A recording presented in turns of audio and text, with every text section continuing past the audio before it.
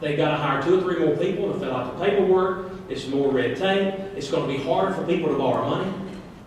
And it was good intentions, but Washington does not know best once again. And it dealt with everything except what needed to be dealt with. Fannie and Freddie.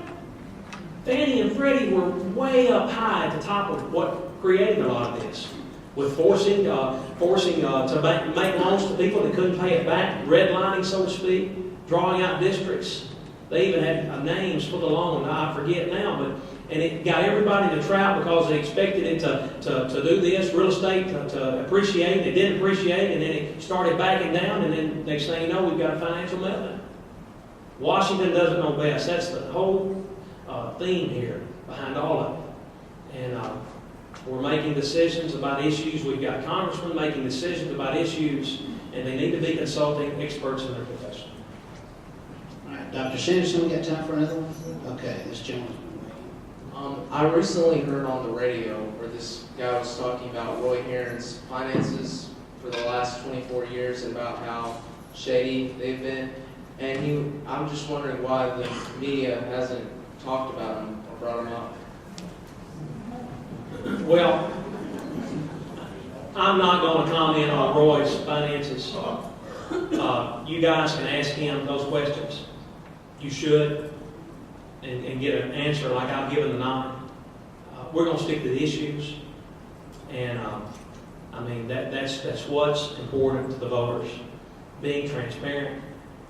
And hopefully I've answered the questions tonight about my finances and put this to bed for you guys. Again, if the FEC said we had broken the law, then we would have broken the law. But they said we haven't. And everything is upstanding and legitimate. So that's a question you can ask my opponent. Good evening.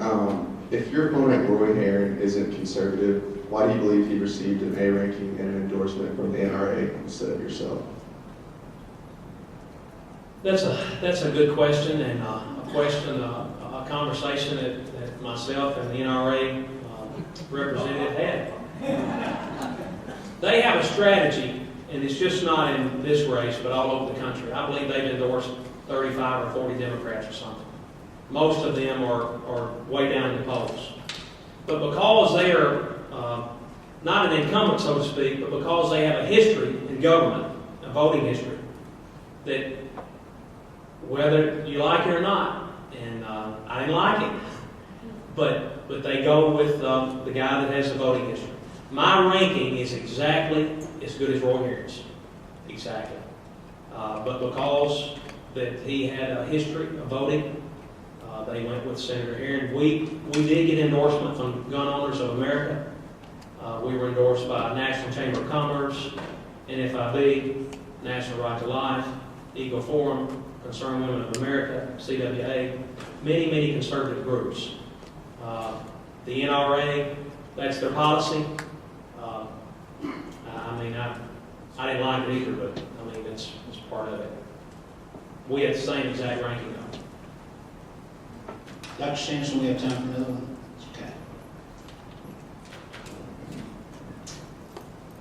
Since all this, I don't like to hear all this negative stuff that comes up, but what's your strategy for getting voters' minds off of this, all this negative ad stuff, onto the issues that really matter to people in the 8th District? Well, hopefully things like this forum tonight. We have many of these scheduled all over the district. We have some new TV ads coming out talking about the issues, confronting what I've explained tonight. We've broken no laws. This is a witch hunt. This is about the issues that we need to be focused on, with the economy and jobs, and staying out of the weeds, so to speak. I think most people in the 8th District know what's going on here and across the country. I do. And if, I'll be honest with you, if I've got to